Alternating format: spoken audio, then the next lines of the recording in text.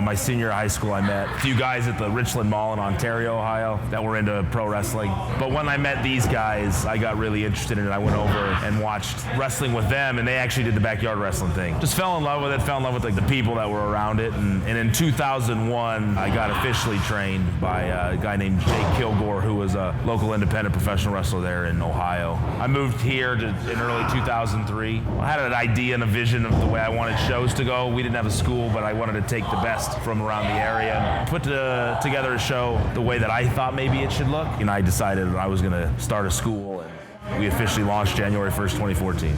We were at Fun City in Littleton. We would have to wait until they were done with the go-kart track. After 8:30 at night, we could get in the ring and train a little bit, but it was people that already had experience. Normal day for me is the phone constantly ringing, constantly trying to answer an email and post something and call my assistant to have him do something that came up. So it's very reactionary in a lot of ways, but it's always full.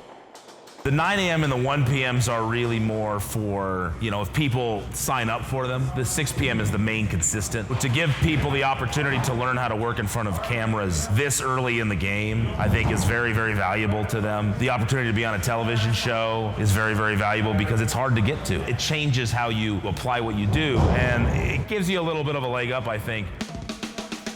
I am one of the coaches at Rocky Mountain Pro Wrestling Academy. I've been here for about 4 years. Matt Yaden and I are on Tag Dudes. We're a tag team right now. I've been an active wrestler for 3.5 years. The first year of wrestling training at any school is just shut up. We're not gonna steer you wrong, especially here. What's nice about this place is we're invested in these guys because they're going on our TV show.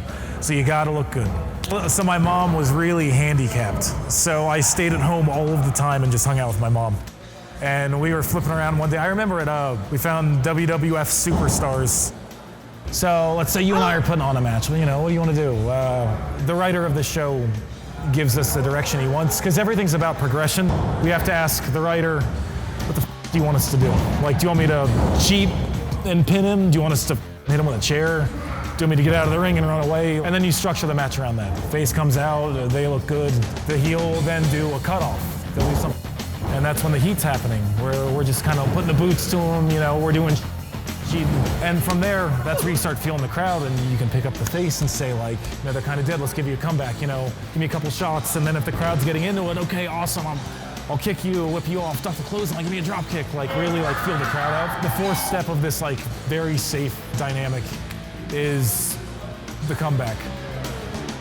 They're working up from a headlock, the fans are pissed off and bored, so they start firing up and really hitting their comebacks. And then you just work into the finish of, depending on what the booker says.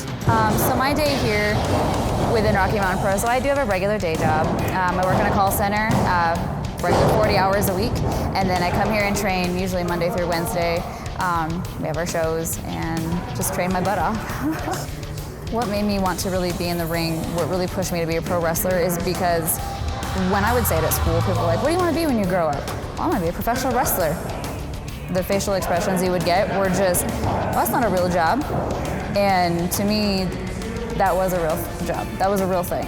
That was a dream. I do push for something big, because go big or go home in my head. So if I'm going to do this, I'm going to do it for real.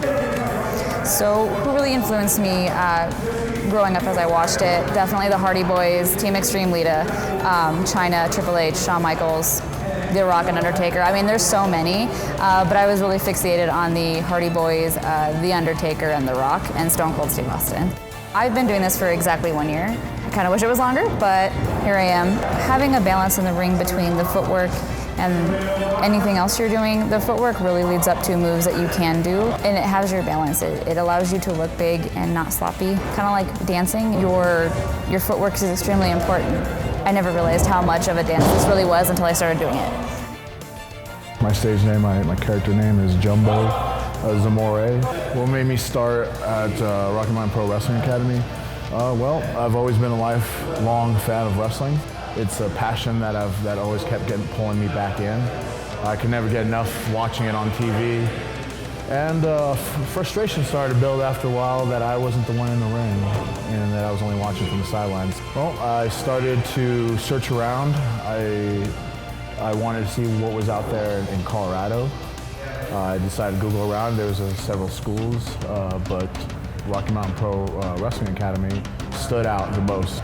Training looks like a bunch of squats, a bunch of push-ups, a lot of basics, learning the basics of wrestling. But we really like to kick off every training with the basic rolls and bumps. A little bit after a month into training, I got my first opportunity at a match. And I got to work with a veteran that worked with me through the match. What is it like to perform in front of an audience? It's an energy that I can't describe. When you hear a roaring crowd, you hear people cheering, whether they're cheering or booing, they're reacting to you. That energy is unbelievable. I can't describe it.